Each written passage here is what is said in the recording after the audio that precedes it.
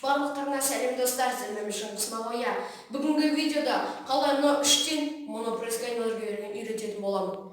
Ол неше күнде деп ойласаңыздар, 30 немесе 15 күнде. Сіздер оны мүмкін емес деп ойласаңыздар, осы өмірде барлығы мүмкін достар.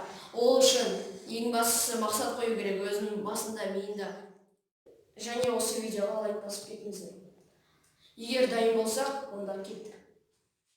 Достар, кеттік онда ше. Бірінші жаттығу ол планка. Планка ол мына суретте дейді. Егер оны да білмесеңіздер, онда кеттік. Достар, планкада қол иықпен бірге орналасып тұрады. Әр адам оны әртүрлі секундтарда істейді. Мен 2 минуттан бастадым. Сіздер одан азырақ бастасаңыздар болады. Осылай 15 немесе 30 күндей қайталайсыздар. Егер планканы түсінсек, енді екінші тапсырма планкаға ұқсайды, ол Человек-паук деп аталады. Ол үшін Человек-паук деп аталады.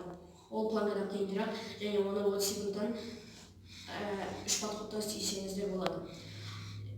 Ол мына суретте.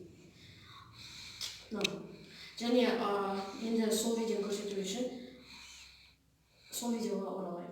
Осы жаттығуда планкадағы сияқты қолдар тұрады, бірақ сонымен қоса жаттығуны қиындататын ол мына аяқты көтеру. Оны сіздер 30 секундтан істесеңіздер болады. Осылай 15 күн.